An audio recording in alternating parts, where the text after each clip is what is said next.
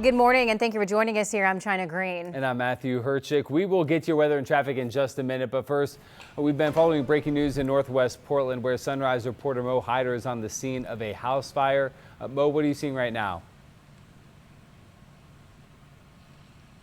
Well, Matthew, the good news is a fire has been put out, but there's still a lot of cleanup efforts going underway right now because of that significant damage left behind. Just a few moments ago, before our live report, we saw some firefighters trying to cut through the attic there to put out some flare-ups and hot spots. They've been doing that as well on the first floor. You can see to the left of me where the garage door has been dismantled. The windows also have been busted. Same goes for the front door. Now, the reason that is, though, because a spokesperson here at the Tualatin Valley did say that the fire was concentrated at the front half of the home. So what we know so far about this fire is that a neighbor called in 911 just a little bit after 3 this morning, saying that she saw some flames going through the roof. Firefighters were able to get here relatively quickly from there, and they said much of the fire, as you mentioned earlier, was concentrated in the front half of the home. That's where you can see where the damage is. Luckily, no one was inside at the time. No pets were inside either. They did not see any cars parked inside that garage, so they do believe people do live here, but fortunately they were not in the home at the time. Now, the big question is what the firefighters are trying to determine, as well as the investigators, why they're going inside. They're still trying to determine how that fire originated and what that root cause was. Matthew, China. All right, Mo Hyder reporting live for us this morning. Mo, thank you very much. Headed over to Rod Hill for a check of the weather. New overnight. Police are investigating how a car drove through a Baja Fresh on Southwest Barber Boulevard. Portland Fire and Rescue also responded to the Hillsdale neighborhood. One person was taken to the hospital with non-life-threatening injuries. So this is video from the last 30 minutes or so, showing the car that's since been removed from the building as cleanup crews work to secure it. We are waiting to hear more details on what happened. Also new this morning, check out this video of a vehicle fire near the coast in Clatsop County. Seaside Fire and Rescue says luckily both people were able to get out of the car before crews got there. But you can see multiple crews responding, making sure the fire didn't spread to any grass nearby. That fire was put out in about 30 minutes. Now we're going to head over to Corey Johnson for a look at your morning commute. Yeah, hey guys, good morning. Things looking pretty good out on the roadway, starting to slow down just a hair in northeast Portland, specifically where the Banfield meets I-5 southbound. This is near Northeast Lloyd Boulevard, but the good news is that's really the only slowdown we're watching this morning. Another stretch of the Banfield at 122nd. You can see things moving along quite nicely. The same near the Burning Game community, I-5 north at Briar Place. No delays there. The same downtown in the community there, I-405 at Southwest Alder. Really no delays. Looking good across the board, which is what we like to see, especially on a Thursday morning. It's Friday Eve. But your drive times are as follows. Brookwood Parkway to the 405 sits at about 12 minutes. And here's Rod with your weather.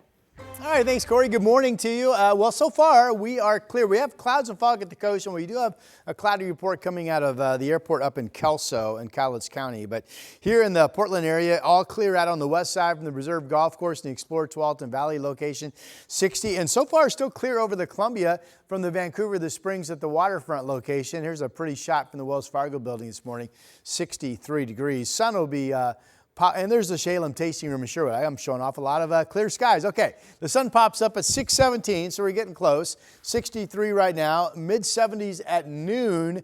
Yesterday it was 87, 88 in the metro, and today I think we will get up to 90 degrees. We'll drop that temperature back down as soon as tomorrow, but for now that's your forecast. All right, Rod, thank you very much. Well, the trial against Aaron Paulson for his role in the death of his son Dane is underway in Lincoln County. Paulson is being charged with child neglect after the 2-year-old disappeared from home and was later found dead in the Siletz River last year. Prosecutors introduced new evidence in June that showed past incidents of Dane and his older sister outside unsupervised. They argued it was relevant to whether Paulson was aware of the risks associated with Dane being left unattended outside. That jury trial resumes later this morning. Well, there is new surveillance video from the Longview paper mill that is shedding some light on the chemical tank failure. A warning that you may find this video disturbing. At the top middle of the screen, the middle video shows when the white liquor tank collapsed the morning of May 26. A security camera across the parking lot shows the moment it failed and a cloud of steam formed. The immediate aftermath is mostly blocked by vehicles and walls of the plant. But over the next 9 minutes, white liquor continued to spread across the parking lot. Video shows it reaching areas closer to the security camera, spilling into a nearby ditch. And then the tank failure is still under investigation, and the paper mill remains mostly shut down. An 18-year-old has been sentenced to 15 years in prison in connection with the death of a Portland minister. Jaden Joseph Sarinana pleaded guilty to manslaughter and burglary for his role in the robbery that ended with 56-year-old Kevin Cooper shot and killed. Portland police say Cooper's family witnessed the crime last November. Sarinana is the first of 5 people arrested in the case to be sentenced. After more than a century in its old building, Beaverton High School is getting ready to welcome students into a brand new facility. Yeah, the new facility cost $250 million, and there are a lot of upgrades here. The money went towards an improved gym with a track around it, plus a weight room. There are also updated classrooms and even basic building improvements like more natural light, a new HVAC system, and bathrooms next to the classrooms. I think, the students in this community deserve to have a school that is safe, that is comfortable, that is beautiful, that puts education as a priority for them. On top of the new spaces, students will have a little help getting around. Different disciplines in the building are color-coded, with math being blue, language arts in yellow, and science in green, for example. The new school is also creating more opportunities for hands-on learning, with Beaverton now offering an electrical program. Kids head back to school on June 25th.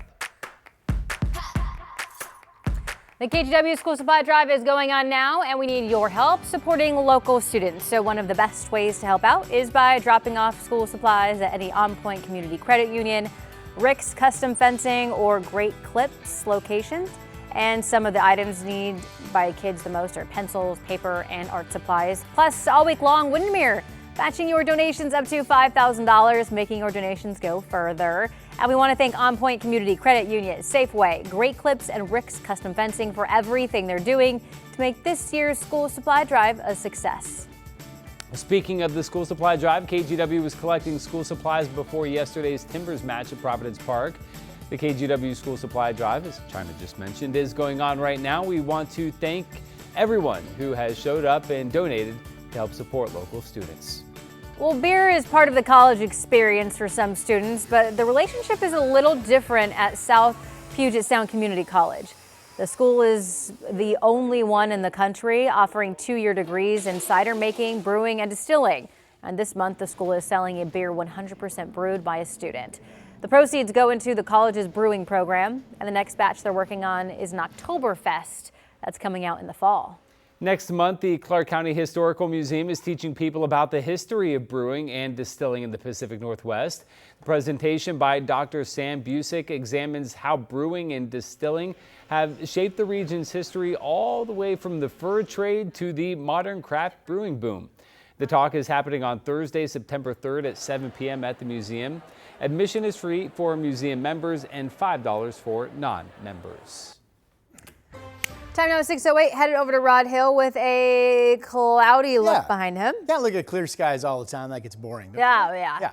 Good morning, Lincoln City. Schnookwas Casino Resort cameras showing the fog. We have clouds and fog up and down the coast this morning. Indications are strong. You folks will see afternoon sunshine, or at least partly cloudy skies develop. 56 is your number right now.